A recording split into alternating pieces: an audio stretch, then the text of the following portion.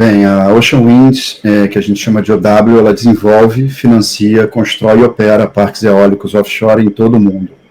A empresa foi criada em 2019, a partir de uma aliança estratégica entre a EDP Renewables e a Engie Globais.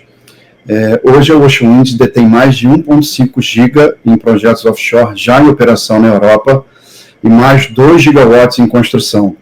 No total, a gente detém atualmente uma carteira de quase 17 gigawatts em projetos, sejam eles em operação, implantação ou desenvolvimento avançado. Quando a gente diz desenvolvimento avançado, quer dizer que a gente tem algum direito adquirido sobre o projeto. Isso torna a Ocean Winds uma das líderes do setor. Em termos de objetivo, o nosso objetivo principal é gerar cada vez mais energia limpa para os milhões de lares que a gente atende. Reduzindo as emissões de gases de efeito estufa e elevando a geração de energia eólica offshore a seu potencial máximo a nível global. Em termos de número, a gente espera chegar a 2025 com alguma coisa entre 5 e 7 gigawatts em operação em todo o mundo.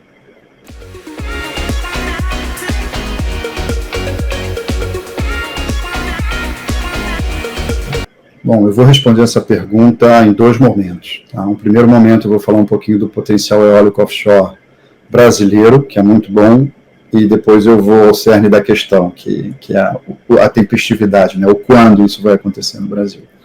Mas vamos lá, primeiro falando sobre o potencial eólico offshore brasileiro.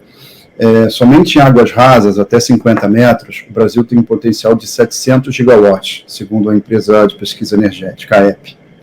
Isso é muita coisa. Se a gente pensar que hoje o país tem 200 gigawatts instalados, é mais do que o triplo do que a gente tem instalado no país. Então, assim, o potencial é enorme.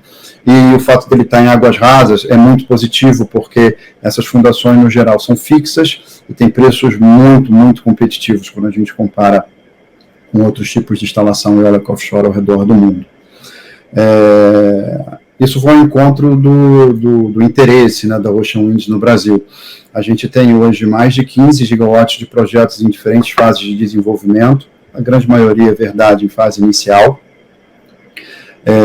mas já é um número bastante expressivo. Temos um time local, baseado no Rio de Janeiro, com escritório próprio.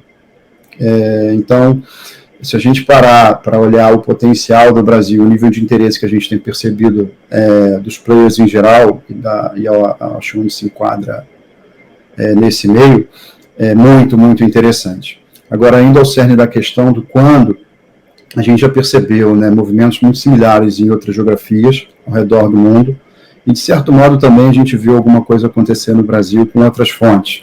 O próprio eólico offshore é prova disso. As políticas energéticas do Brasil, no geral, são muito bem pensadas. As fontes, elas têm um timing muito interessante de entrada. Então, assim, não há dúvida de que no Brasil o desenvolvimento do setor é uma oportunidade para atender a uma demanda de energia sustentável a nível global. Então, seja através do que a gente chama de power shoring, que é quando a gente atrai empresas que estão interessadas em produzir seus produtos através de energia sustentável, seja através de atender a própria demanda brasileira, seja através do atendimento a projetos de hidrogênio verde, a gente percebe sim que tem um espaço muito interessante para eólico offshore na matriz. Isso traz segurança energética, e a fonte já tem um preço competitivo, principalmente se a gente compara ela com fontes poluentes, né, como diesel, enfim, derivados do petróleo. Então, assim, que está claro que o offshore wind tem um papel importante na matriz, está claro. Agora, o quando, a gente precisa primeiro, talvez, entender, ou melhor, aprovar o marco legal. Já tem alguns anos que existe uma discussão no nosso Congresso a respeito de um marco legal para eólico offshore no Brasil, e a gente está muito contente porque essa discussão parece que converge para que a gente tenha esse marco legal aprovado nas duas casas, tanto na Câmara quanto no Senado, e sancionado também pelo presidente até o final do ano. A gente percebe que isso faz parte de uma agenda mais ampla, trata até de uma neoindustrialização verde do país, e aí sim, aprovado o marco legal, avançando nessa política de neoindustrialização verde, eu acho que a gente vai conseguir propor de uma forma mais assertiva exatamente o momento da fonte. A nossa expectativa, o que a gente tem mais claro, é que a gente deve ter um marco legal esse ano, ou seja, ainda em 2023, e as primeiras sessões de área para estudo do potencial daquela área, né, do potencial eólico offshore daquela área, deve sair ao longo de 2024. Então, sumarizando aí a segunda parte, né, da minha resposta, quando fala-se muito que os projetos vão estar operando já na próxima década, mas a verdade é que o marco legal e a sessão de área, que devem sair, respectivamente, em 2023 e 2024, são variáveis importantes para que a gente tenha uma resposta mais assertiva sobre isso. E, corretamente, esses são os 2 pontos que têm sido atacados nesse momento. Então, a minha expectativa e a expectativa da Ocean Winds é muito grande com relação à aprovação do marco legal para esse ano e das primeiras sessões diárias para o ano que vem.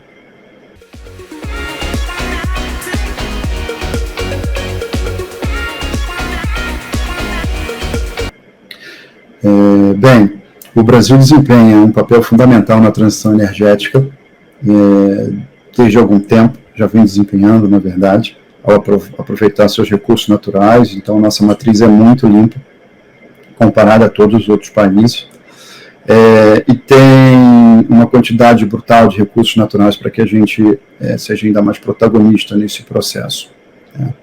Então, eu percebo o país com capacidade para liderar realmente um movimento para que a gente tenha uma matriz energética aí sim a nível mundial mais sustentável, né, mais limpa, como um todo. Eu tendo sempre a focar a minha resposta no recurso eólico offshore, porque ele por si só já vem oferecendo enormes possibilidades relacionadas a essa transição energética. Como eu mencionei, a gente tem mais de 700 gigas de potencial eólico offshore no Brasil só em águas rasas, que é muito barato. Além disso, o aproveitamento desse potencial oferece, sim, ao país a possibilidade de criar uma indústria renovável, sustentável. A gente tem capacidade técnica, expertise em aproveitamento de oil and gas em offshore. Tem matéria-prima, a gente tem aço disponível. Então, isso tudo, na minha opinião, faz com que esse potencial, esse recurso natural, esse expertise, eles contribuem bastante para que a gente se una a uma lista de países que já vem se aproveitando do potencial eólico offshore para acelerar essa transição energética, né? No mundo, a gente já tem mais de 64 gigawatts de potencial eólico offshore instalados, operando. Países com grandes extensões territoriais como o Brasil, a exemplo dos Estados Unidos e da China, vem implementando políticas energéticas de sucesso em relação ao offshore wind, visando a transição energética, visando a promoção de uma indústria verde, desenvolvimento tecnológico, tem criado uma quantidade vultosa de empregos debruçados sobre essa política dedicada ao offshore wind, e agregando muito valor ao seu PIB. Então, o Brasil pode fazer o mesmo. Eu não vejo como a gente não vai aproveitar esse potencial. Indubitavelmente, eu percebo a indústria eólica offshore criando, sim, uma cadeia de valor local, além de atraindo indústrias interessadas não só em participar da própria cadeia da eólica offshore, como também usufruir dessa energia, que é uma energia limpa. E no geral, eu percebo dessa forma. O Brasil, sim, é protagonista e tem tudo para ser ainda mais. Eu acho que a gente tem, sim, essa capacidade para, através de diversas fontes, mas aqui eu vou falar especificamente da eólica offshore, de atender grandes centros de carga, sem necessidade de fazer enormes linhas de transmissão, de atender grandes projetos de hidrogênio da mesma forma, com mínimas perdas em transmissão, estando muito próximos a eles. E acho que isso é um diferencial que merece ser visto com carinho e aproveitado numa política energética bem pensada a nível de eólica offshore. Então, seguimos estando na vanguarda, digamos assim, do processo de transição energética mundial, como brasileiros, E a eólica offshore tem tudo para ser protagonista nessa sequência.